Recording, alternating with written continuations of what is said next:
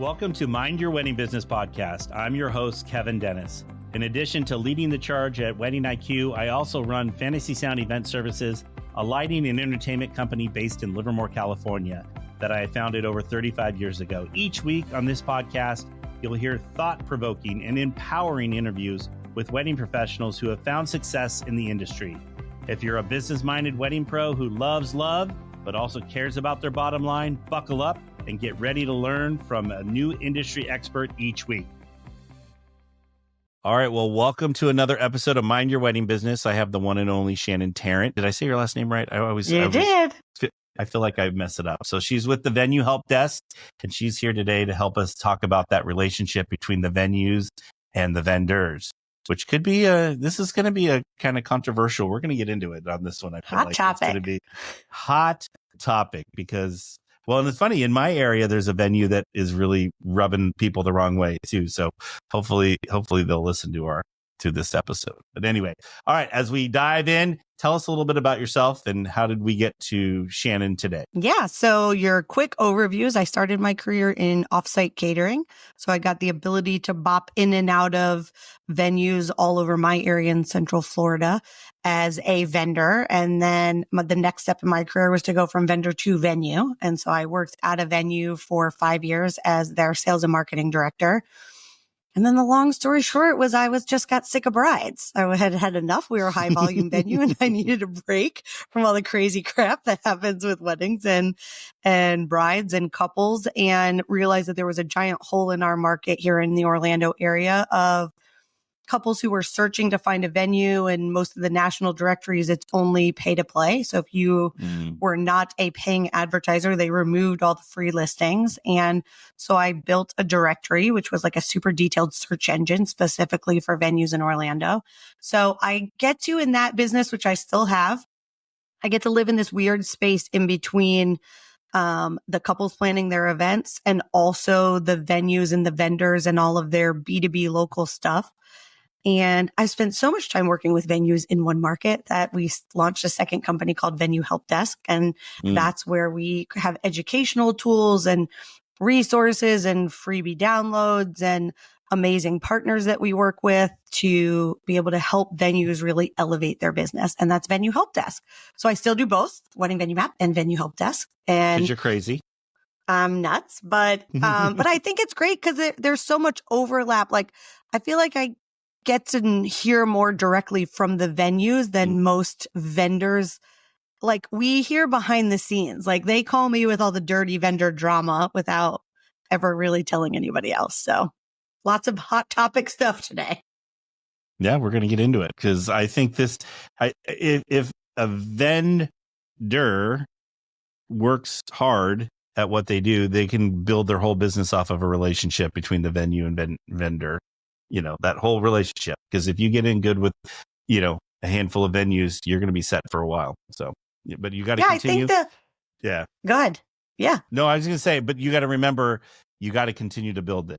So it doesn't, that's where people are like, oh, I worked there last week. Why am I not there this week? Because you weren't nice to them last week. So. Yeah. I will add on to what you said that, like, the venue matters. I would say the three things that matter right now is the venue relationship. One, the second is your Instagram and your website, because it doesn't matter how much a venue speaks about you, talks about you, refers you. If at the end of the day, you are not, like, when they refer you, that is where the clientele goes. So if we've done some, like, I do a lot of wedding shows, like too many. And so each wedding show we do a data point that we ask couples. And the last 6 months, the data point has been, do they go to Instagram or to Google when you tell them to look someone up? Yeah. So, like, I'll say, check out Kevin at Fantasy Sounds. And they're like, I just say, check it out. And when they go to their phone and they go to Instagram, I'm like, can I ask how old you are? So it was like under 32, they 100% go to or it was like 96% go to Instagram first. Wow. And then over 35, they go to Google first. In between, it was like 50-50. Oh, wow. Right? So that's me. I'm a Google person. Yeah, me too. Right? I'm in that same. So, but the challenge is it doesn't matter how much the venue loves you. They could be referring you all day. If then the person who gets referred goes to your Google, goes to Google you, which will get to your website or your Instagram, and those two aren't up to par, you've kind of screwed the referral. Like you've lost it. I get it. There's so much that goes into this having a business thing. It's hard, Shannon. So hard. You don't have to do all the things, but you have to do a good amount of them. You have to do some of the things. All right. So how and why is a venue vendor relationship so important? I think that, the proven statistics and everything when it comes to marketing is the quality of a referral is a whole different ballgame in terms of two factors. One, the lead closes faster. That referral has already done a really good job of usually vetting you to some extent. They know you're of a quality individual in terms of the work you do. They've already built the trust with the customer. So by the time they refer it to you, you don't have to work as hard to close the lead. They also tend to not ghost you when they were a referral because they kind of know there's a person on the other side. So the lead closes faster. But the second big piece of that is also that referrals tend to spend more money because that trust is inherent. They're usually willing, they're not as guarded with the pocketbook, right? The overall spend. And it might not be on initial contract, but if I know that you're preferred at my venue and that venue already trusts you and I book you for, let's say, DJ, and then all of a sudden I'm over at the venue and I'm, walking through the space and and they mention the word lighting. Well, of course, it's going to go right back to you who's already. So the average spend of a referral over the lifetime of that customer tends to be higher. So if you could build a marketing platform, right, which that's what it is, it's referral marketing. If you built a marketing channel, or a funnel that you knew could close faster and spend more, why wouldn't you put more energy there than something like social media ads?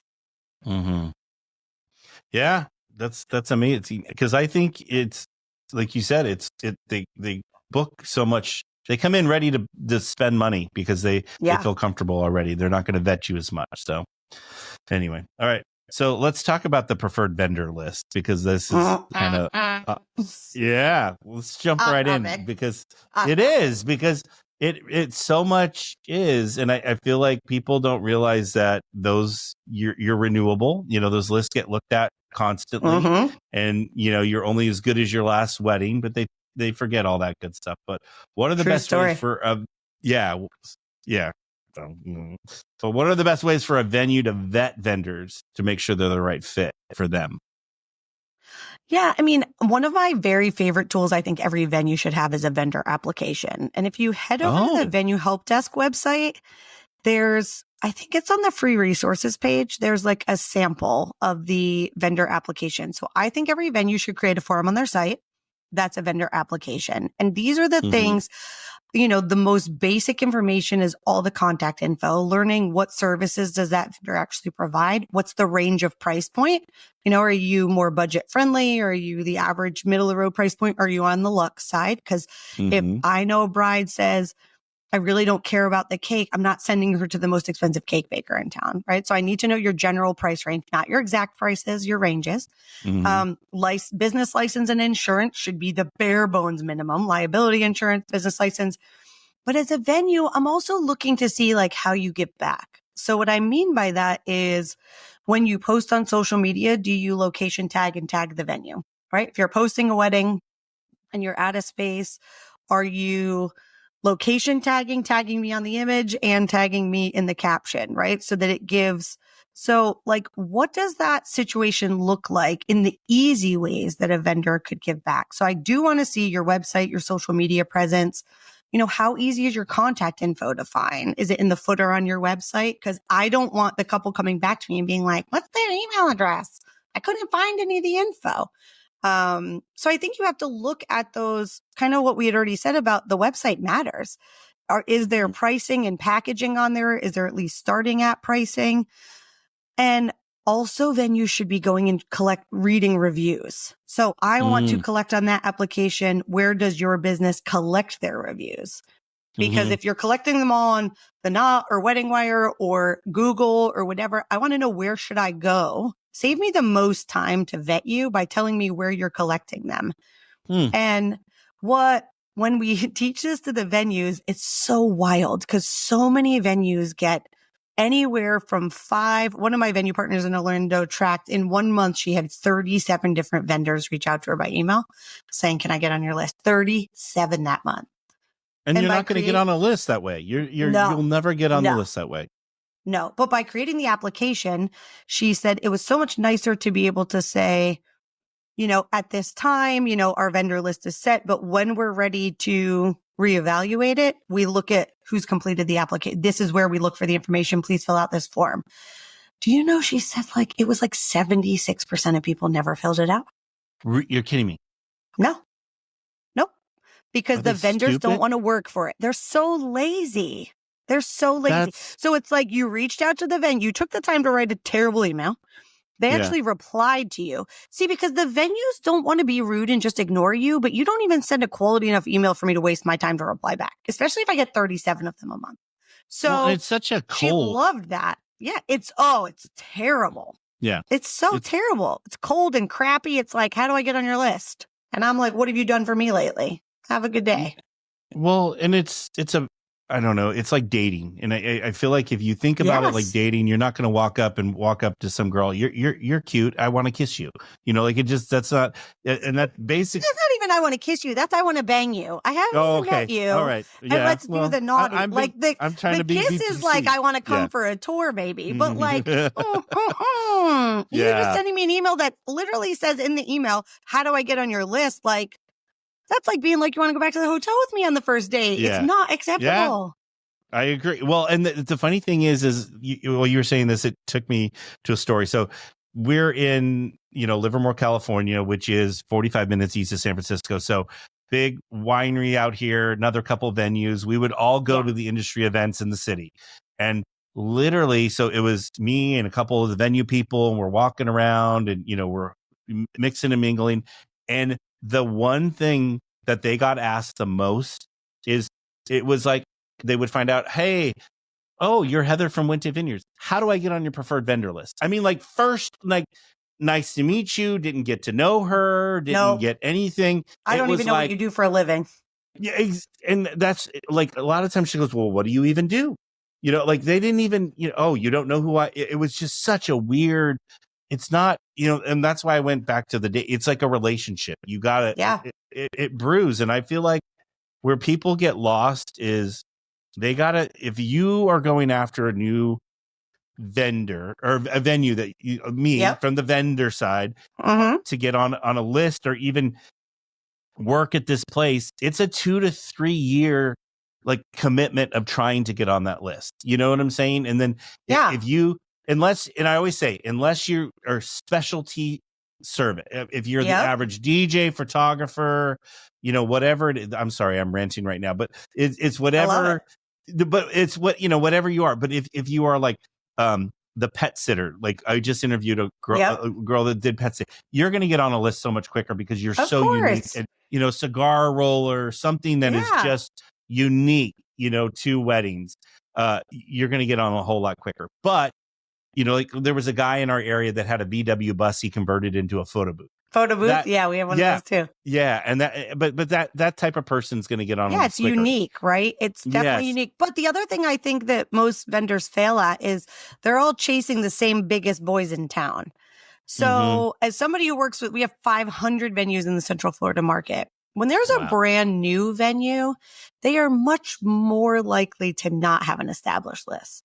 So instead of going after the venues that are already doing 150 weddings a year, if you kind of still continue to pet and love and try there, in the meantime, if you start really being on the hunt for, new venues that are opening, and your secret place to look for this is all those stupid ass wedding Facebook groups. And I say that because when someone in one of those groups says, I'm looking for a venue, the new venues that aren't spending a lot of money in advertising and marketing, they're always the ones to comment.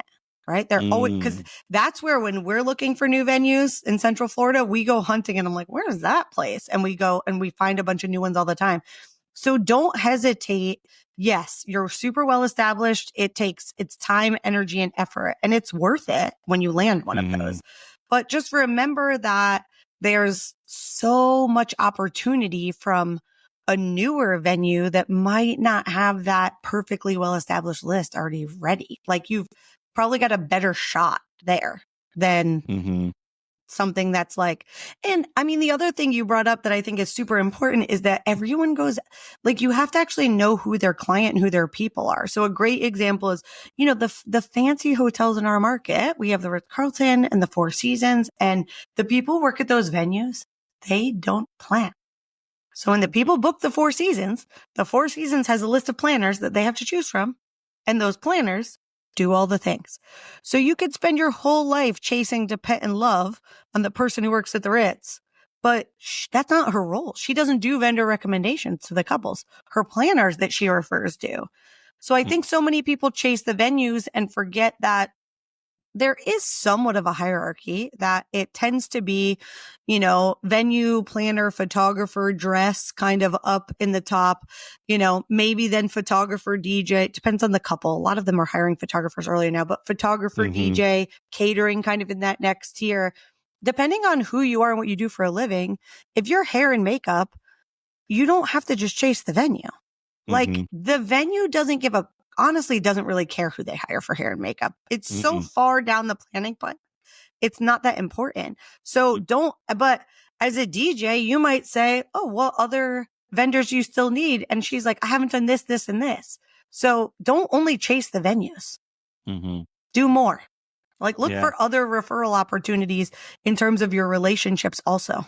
Well, and I think a lot of what you brought up is a good point too, is there's other ways to get into these venues, other than the venue, developing a really, like for me, we do a lot of lighting, drapery, chandeliers and that kind of stuff. But, we get into some new venues with florists. Florists got in. Yeah. They bring us in because they want all their flowers to look pretty, but that's ways we've gotten in was through working with other vendors that already are established at that property.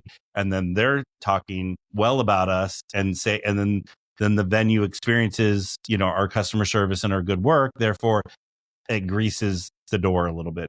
It opens a little bit quicker. So, yeah, I think, on that note, especially if you start paying attention on social media, as an industry, we're like 50-50 when it comes to doing a really good job of tagging, right? Tagging, liking, whatever. But I think if there's a venue you really want to work at, you can start paying attention to their social content or other people who are tagging them and see who your friends in the industry are. If, Kevin's already working at a venue all the time, and let's say I'm a photographer and he's there all the time doing lighting and draping and at some point I'm going to be like, hey, Kevin, tell me more about the person who's there, who works there, right? Kevin's got insight and information and he might be able to be like, oh man, they're so great and blah, blah, blah. But they're not really the ones who refer us. It's the florist. And I'm like, oh man, I thought it was the venue and it's not the venue. Or Kevin's like, oh, well, Susie, who works at the venue, she's incredible. But Susie's out on maternity leave right now. So it doesn't really make sense because her boss is doing all the work. Like there's inside information when someone has the in.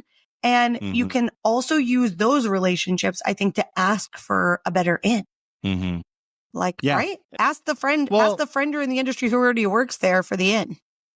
Well, and you think about it, like when we go to these networking events, it's hard to walk up to some stranger that but it's easier if I see, oh, hey, Shannon, I'm going to walk up and talk to Shannon and now we're having a conversation and you might introduce me, and be the connector and connecting people as well. So there's a lot of truth in what you say. So, all right, let's keep on the preferred vendor list topic for just a little bit here. So what are like some of the best practices for creating the list? You mentioned already, having an application, but like what should there, example, is there, limit the amount of florists or the amount of DJs or, is there what's the magic formula, I guess, in having that list? I mean, I think the problem is there isn't one. So, and my take is always a hot topic take because there's venues of every different type, right? There's like privately owned venues who are venue only, rent, have a good day, pick whatever you want. And they're totally hands off and want no involvement. There's all inclusive venues, but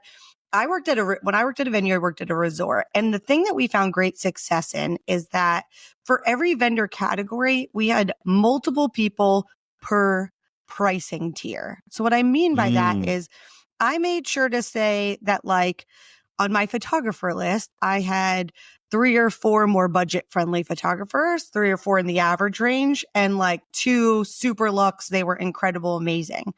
And so as a venue, I wanted to have enough people in my pocket to know that if the couple was on a really tight budget, this is awful. The vendors are going to hate this, but I'm here for it. If I knew a couple was on a really tight budget, as the venue, I'm the first thing booked. So I want to take as much money of that budget as I possibly can. Right. So like, I want to get their food and beverage as high as I want it to be, like, and whatever. So it was awesome to have budget friendly people in your pocket that still do a great job. I mean, you get what you pay for. We know that in weddings. There's no question. But I wanted her to know that if she's like, I don't really care about the floral at all. I'm like, well, we have these amazing faux floral people that it's super high end silk, you know, beautiful centerpieces for a quarter of the price. And they were like, oh my God, really? So, but for somebody who all they cared about was floral, I also had the luxe person I could send them.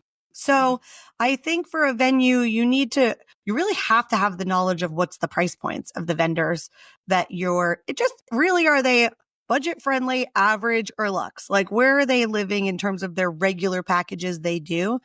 And I don't think it's about number of vendors. I do think it's overwhelming if you give your clients too many choices. But I think that, you know, sometimes there's the personality fit that goes with it. You know, there's not everybody. 100%. Yeah, I'm a brutal, direct, blunt. So if you're like soft and meek, and I'm probably not the right fit for you. And so I think making sure your list is super well rounded is number one. And my second tip, God willing, is can you please pay attention to who's trending? And what I mean by that is the next generation of couples coming in, if you are not paying attention to which vendors are starting to pop on social media. And I have an employee who does this. I do not. I cannot figure this out. The young ones on my team who spend half their life on wedding Instagram, and they're looking. They can be like, oh, you know who's popping right now? Or you know who I haven't seen much of lately? You have to make sure that at least some of the vendors you're working with live in that space. And I say this especially for the venues that have been around a long time and they have these incredible 30-year relationships and they don't want to take people off the list. But the problem is you look old and dated if the people on your list, if you don't at least have a few of the up and comers that are popping on social media. So take the time as the venue to maybe you reach out to them and say, like this person seems to be or you start seeing them at the networking events and you're like, God, this person's everywhere. Like they got hustle. So maybe I should at least meet with them. Doesn't mean you're going to put them on the list, but you got to kind of know who the players are. So if your couples say, oh, you know, what about Vanessa from Sweet Miss V's? You're not like, I've never heard of her before because you look lame. Yeah. Be open to new vendors. Like be open to new people too. No, I think that's a big thing because you're going to learn from everybody and everybody does something different. And it you know, it's going to help you if you don't or not so close-minded. You open it up. So yeah, it's cool to connect with. I think the young vendors in the industry teach me a ton. Like they always do. You know, if you only surround yourself by people who are the exact same stage as you, right? We all kind of grumble about how much it hurts to do all that wedding stuff and all those steps once you clear 40. But the ones in their 20s, like they're so hungry. They're so social media savvy, tech savvy, app savvy. And so when you open up your doors to at least do this vetting process we talked about, like, I don't know, it's helpful. Yeah, I agree. All right. So when it comes to vendors wanting to create a preferred partnership with a venue, what are the do's and don'ts in the process? So we kind of talked about don't send a shitty email that says, can I get on your list? That part's a no, but you can do a reach out email. I think you've just got to get creative with what you put into it. Like you have to really know what sets yourself apart. If you put yourself in the brain of the venue receiving that email, my number one client priority is my clients and responding to them and taking care of my new leads, my booked clients. So what can you send that thinks outside the box? Can you send me like a Loom video of you waving and talking to the screen, being like, hey, like make me connect, give me the links to go see your other stuff. If you kill it on Instagram, give me those pieces and parts. I don't love the cold reach out, but sometimes it can be done the right way. It's just rare. So that would be one. Two, humor goes a long way with those, I think. Yeah, like play with it. Be like, I know that you get 10 of these emails a week and are thinking, oh, great, not another DJ. True story. That's exactly what I'm thinking when I open your email. So play with it. I think the other one that's really easy is all of us on social media really want engagement, comments, and interaction on the content we're creating. So go into your social media, follow the venues that you want to build relationships with, and take the time to go through 5 minutes a day, like and comment on the things they're posting. And not only will their booked clients start to see your name popping up, right? Because their booked clients are most likely following that venue. The couples are paying attention to who's in that comments, who's getting tagged in these venue posts, who's tagging their venue. They're looking at that to see which vendors have a relationship with the venue. And so take the time to go in there and be the one that writes the don't just like it. But if you got something decent to say, also don't forget to comment. It's a great way to get your name in front of them. So when they see you at an event or, see your email come, it's a familiar brand. If you do that, then you can mention, hey, that wedding that you posted on Instagram last month was amazing. Tell me more about, like it starts that, like you pay attention and you care. Story, right? It's about the relationships, but that's, when you see those of us who've been in the industry as long as Kevin and I have, we don't need to talk about how many years. Somebody was like, you're a veteran. And I was like, can we go with Trailblazer? I prefer Trailblazer. Makes me sound not like I'm old and dead yet. But I think when you see businesses like ours and you look at it and think, oh, damn, like, how are they still in it doing it? It's really been on the back of those relationships. And it's the number one mistake I see the new ones coming up in the industry. The newer businesses think they can do it all with digital marketing and they're forgetting that piece. Yeah. Well, yeah, because that's the tool. Like when I started my business, I didn't have that. And so now that we didn't have any choice. So we developed a different tool in our toolkit. Yeah, no, that's good. Well, what about any, like we talked about the cold sale. Is there any other bad things that we shouldn't be doing? Yeah. Like what? Yeah, I mean, it's a silly don't, but I think we forget to work the relationships with the venues that we're already booked at.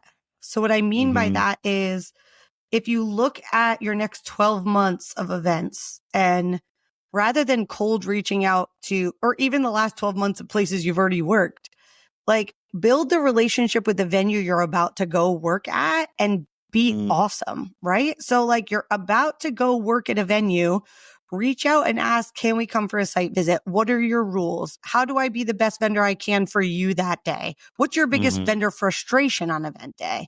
What are mistakes that other people in my category make, right? All of a sudden you start to find out all these pain points they have, and you do not ask to be on the list. That's not what you're there for. No, right? No, but you're never. there. Do not ask. But if I'm a venue and you cold reach out, I'm not making time for you. But if I know you're already coming to work an event in 6 months, I want to make sure you're successful and the event successful. I'm more likely to take the appointment. So go and look through that list of the venues you already have. And even if you just start following those on Instagram and petting and loving on the ones you're about to come work at, then by the time you do work there, they're like, well, they came for a site visit. They, there's so many things you can do with the event you're already doing instead of, that's hard for the brand newbies. I get it. But the newbies just get out and network. That's what you need to do. Go to but events. over time, again, it's a process. It's it's a marathon. It's not a sprint. So it's going to take you time. And it's just because I said I'm a florist today doesn't mean I'm going to go out and start booking, people immediately. You got to develop it. So it takes time. Well, relationships are like SEO. It's a long game. Right? It's not you can't just like flip a switch and all of a sudden rank on Google. There's behaviors you have to do to get yourself there. And then you have to keep doing it. You can't just set it and forget it either. And so that's the other piece. Like you work hard to earn your place on the list, but then you got to stay there. All right. So good point. Staying there. So now, yeah, you know, I've been asked to join a preferred vendor list, and I'm now on it. What do I need to do to stay on it and make sure that, you know, when they renew it, you know, some of these venues do it every year, some do it every 6 months, or however often they renew their list. How do I stay on it? You said it earlier, and it was so perfect. You're literally only as good as your last event. Mm-hmm. So it doesn't matter what you've done. You screw up one time, and most of these venues are like, so I think it's knowing when you screw up, owning it. It's going to happen. Not every event is going to be totally perfect. So one of my best recommendations is to send an email on a Monday after an event, especially if you have a team that's going out and it wasn't you on site, saying like, we loved working Mike and Susie's wedding this weekend. You know, oh my God, wasn't that chandelier in the middle of the ballroom incredible? We always strive, you know, to make sure our venue has an amazing experience with our team. Is there anything that we could do differently, better, whatever? Give me the good, the bad, the ugly, and make space to hear the negative. So I think when you take the time to do that, I work with a florist in Orlando, and she was like, this is dumb. I'm not doing it. And I'm like, can you just send it on Monday so we can see what the response is? She sent it to 4 venues, 3 of them raving reviews back. Like, oh my God, it was so great, blah, blah, blah. Awesome, right? It shows that you care about your relationship with the venue. The 4th, though, there was a problem. And her setup team, she wasn't at that one. It was floral, right? So they were building a bunch of stuff they left a mess. A huge mess. Greenery and shit all over the floor and stuff. And so the venue wrote in the response, it's actually interesting that you email us because our team made the decision to remove your company from the vendor list because of ABCXYZ. Now, and the venue said, we weren't really going to say anything, but we've made the decision to remove you from the list. They weren't going to tell her. They removed her. And so she forwards me the email and is like, oh my God. And this is a big venue and she works there all the time, but it happens all the time. And she had no idea. And so she sat down with her team, had a meeting about it. They were like, well, we don't ever have anything to clean it up with. And then when we asked them at the venue for like a broom, she was like, I can put brooms on every truck. Like, so she all of a sudden she literally bought Shark vacuums, the portable battery ones. Those are on every truck, every brooms and dustpans. And like, she gave her team the tools, wrote back to the venue and said everything she instituted and was like, I would appreciate, obviously we already still have weddings on the books there. So let me show you before you just take us off the list, give us a shot. And they kept her on the list. But if she had never asked for the feedback, she just didn't know. So I think a lot of times staying on the list is about it being that mutually beneficial relationship. And you have to pull your part of being an awesome vendor and a really good partner to stay on that list.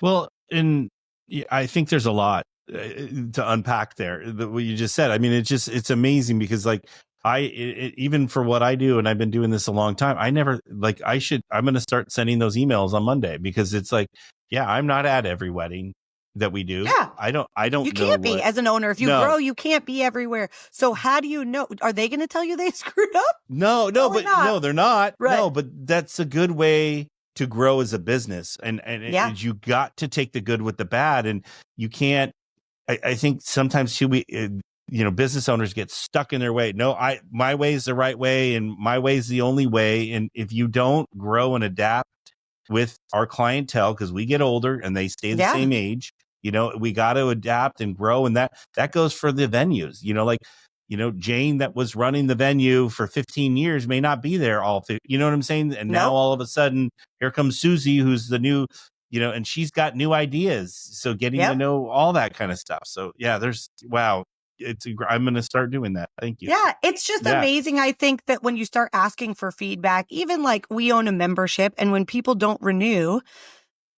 sometimes my team gets like so disappointed and they're like, we did so much for them. I'm like, send the feedback email. And like it asks 3 questions. Is there anywhere you're spending your marketing dollars that you found was a better value?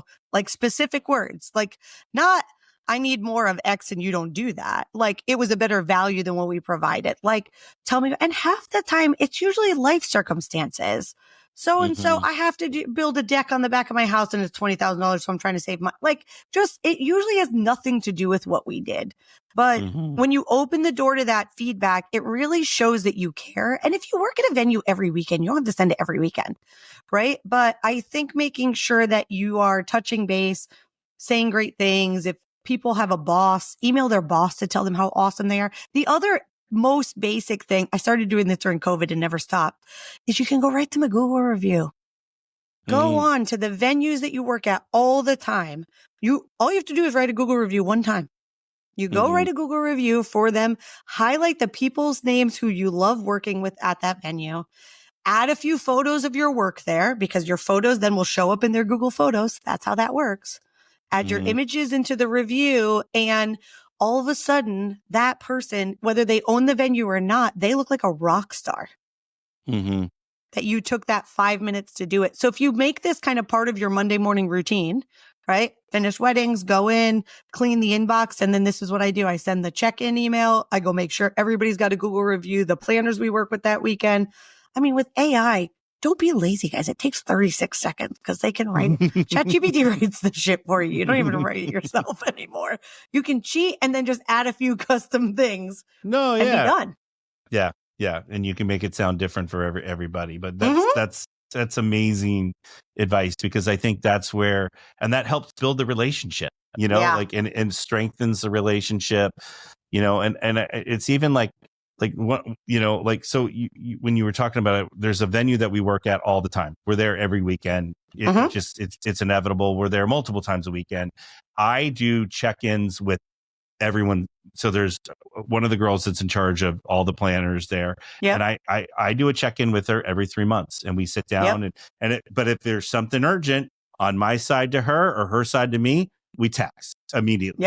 Like, hey, we had this horrible experience with one of your guys, and we get it fixed. But I had to develop that relationship. But those check-ins, we just go, hey, it's more surface level. Hey, what if we change this? Or how about if we had this different approach to this, and just kind of working together and just strengthening that relationship. And I think if you ask your venue partners things like, is there anything that, you live in the world of a lot of decor stuff and light stuff and whatever, is there anything your couples are asking for? Or like, is there anything like new shiny that they're seeing on social media that they have to have? Like sometimes you'll find, obviously we should all be on top of the trends, but the venues hear it first because that's who they book first.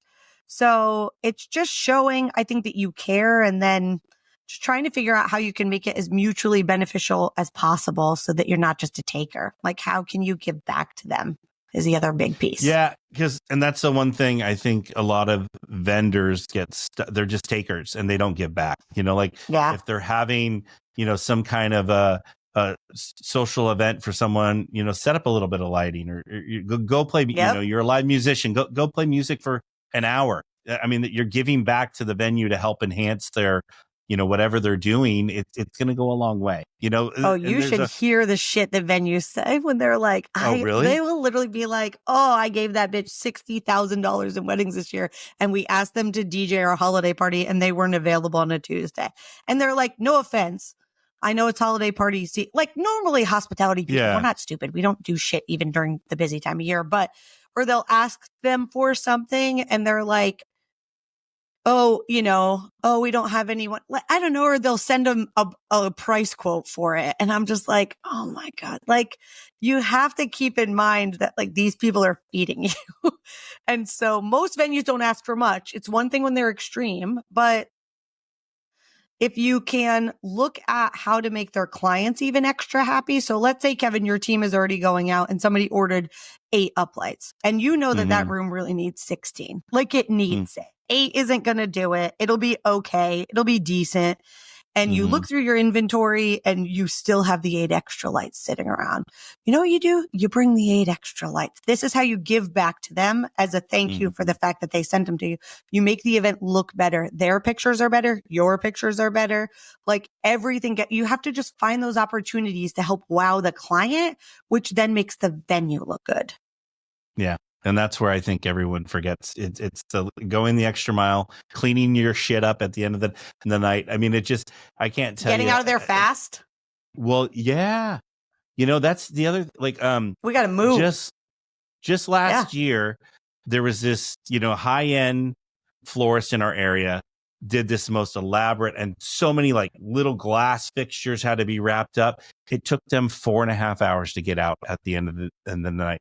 So that's costing the venue money because someone has to sit there and wait for them to leave. Yeah. And it's even like a band or a DJ. They're like, oh, let me go. I'm going to play one more song, or I'm going to go for 10 more minutes. They don't realize, take the amount of staff. Yeah. You have 15 people there, times it by 10 minutes. That's how much money you just cost the venue for going over. Yeah. And you're the good guy, but really you're not the good guy. You're costing people money. Well, I think some of that is, it's just having a conversation, right? Like, leaving the DJ aside, the floral breakdown, there might have been opportunities to say, listen, I know we normally have to have everything out of here within an hour or whatever. This is what it's going to look like.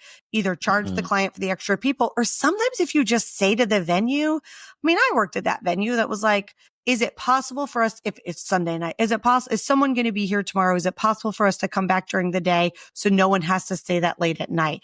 You will find there's a lot more flexibility often than not. If I don't have an event the next day and we're going to be there, somebody's on site anyways, I'll be like, yeah, you guys can come during this window and this window. Right. So like, don't hesitate to ask, but it's all about communication. Successful vendor-venue relationships require a healthy amount of communications. Yeah. And if you have that relationship, those kind of things are we do that all the time. Like, hey, we have a very crazy Saturday. It doesn't look like you have a wedding on Friday. Can we come set up some of this stuff on Friday so that it just makes our weekend or Saturday a little bit easier, kind of thing. And most of the time, if you have a relationship with those venues, they're like, yeah, no problem. They always want to help, but then we help them out, Yep. Like, same thing. Give and take. DJ. DJing a holiday party on a Tuesday night you should be able to do that. Yeah, but you have to offer and say, how can I help you? Is there anything, if you're a photographer, do you guys need headshots? We do it with my team. One of my, instead of buying them things they don't need for the holidays, in every January, we do family photos. I hire a photographer. We go to a local park. Everybody brings their families. They get family photos every year. They don't have to pay for them. They get to see their kids grow up and stuff. And, that could be something you offer. Like, what is it of what you do that you could help support something that they're doing in any way possible? But they're not always going to think to ask because they don't know what to ask for. So what your specialty is. Reach out and say, hey, thank you so much for everything that you did this year. Every referral you sent us this year. If you need someone for this, or if you have a corporate event that could use, a violinist at their cocktail hour during the weekdays, please call me. I'm happy to do it. Right? Create those opportunities for it to be mutually beneficial, because they don't always feel comfortable asking. Yeah. All right. We've gone. God, we could talk all day. We got to stop. I know. Shut up already. I was like, we got to get to the. I was like, what? And it's funny because we didn't get to nowhere near the questions that I wanted. Kickbacks, referrals. There's all. I mean, so I feel like we're gonna have to do a round 2 hot topic. I know. One. I feel like we're gonna. Yeah, if we're gonna have to have you back in next year. We'll do a hot topic round 2. Yeah, because it really is. Because there's so much that goes into this, and I mean, I feel like we could talk about it all day. So yeah. Anyway, so takeaways. For me, the biggest one was following up after the event. Even if it's a place you're not working at, but even if it's a place you're working at that you don't normally work at, I'm going to start sending the emails, introducing myself. This is how we normally work. That kind of stuff. Those are excited to be there. Yeah, do the emails before and then the check-in after. Yep, and those are the 2 things I took away. What is something that you think someone needs to do immediately? I mean, I think Instagram is so fast and dirty. Instagram's so fast and dirty. You can go online, follow all the venues, start liking and commenting, and go back and write Google reviews. Google reviews takes so little amount of time and for you to go in. And that's such a great way to say thank you to the ones who are referring you, but also to get on the radar of ones you've worked at, but they're not referring you yet. Amazing. All right. I love it. All right. So we always like to end with, I usually ask you some kind of a question. And since I'm an appy guy, I love apps. What is your favorite? Yeah, I can't get enough of apps. But what is your favorite app right now? My favorite app right now is called Strides, Strides. And setting good habits and behaviors come from doing things often. And so I need to like compete, and sometimes I need like accountability, and this app gives me that. So you kind of create the behaviors you want to do, whether it's drinking more water, whether it's remembering to take medicine, whatever it is. You put it in the app and then it will kick up a reminder and you just kind of check it off as done. And then you create these strides. So I was telling Kevin before we started, I'm like 475 days or something of reminding to drink water 3 times a day. But if you miss it, you go back to 0. So it's like, it's that constant, like you've created a behavior, like your stride is going. So every time that water thing pops up, I'm like, oh my God, is there water? Is there? And I'm like, oh, grab something, have a drink, and then check it off as done. So yeah, it's called strides. And it's always good, like when you're setting goals for the new year and things like that, to even do this for your business goals. Like even if it's 5 minutes going into Instagram to scroll, like, and comment, doing that once a day, picking a time of day, maybe during your lunch breaks to do it. You can kind of set it for a time. So it's called strides. She's my new favorite. I was going to say, she sounds like a good one, especially as we're going into the new year. And I think it'll just help everyone build healthy business habits, healthy habits, all kinds of good stuff. So anyway, all right, Shannon, how do we connect with you? Oh, if you are a venue, head over to Venue Help Desk. There's all kinds of great resources, tools, free downloads, things for you to find over there. And if you are not a venue, you can find me on Instagram at The Shannon Experience. Oh, The Shannon Experience. I love it. All right. Well, we will have all that in our show notes, and you'll be able to connect with Shannon, because you're one of my favorite people I get to see a few times out of the year with. So I really enjoy hanging out with you, because I think we're both sassy in the same kind of way. And I'm so excited that you're doing this and this new podcast, and can't wait to listen and continue to see it grow. Yeah. I'm having a lot of fun. So I'm really excited to see where we go in 2025 and where it takes us. So anyway, well, happy holidays, happy new year, and we'll see you guys. We'll see you soon. And we're going to have her back for sure to talk about. I'll be back. Well, part two. Yeah, part 2. We'll get you back. All right. Bye, guys. To our listeners, thank you for tuning in to another episode of Mind Your Wedding Business podcast, brought to you by Wedding IQ. I hope you've enjoyed listening to this episode. Please get in touch with me if you have a topic you would like for me to cover, or if you are in the area of your business you're struggling with, let us know. We'll be happy to help. I encourage you to check out our other episodes on Apple, Spotify, or wherever you listen to podcasts. And if you're a fan, we'd love to hear from you, and we'd love for you to subscribe to our podcast and leave a review. It helps others find our podcast so they can learn from our guests too. Thanks again for listening.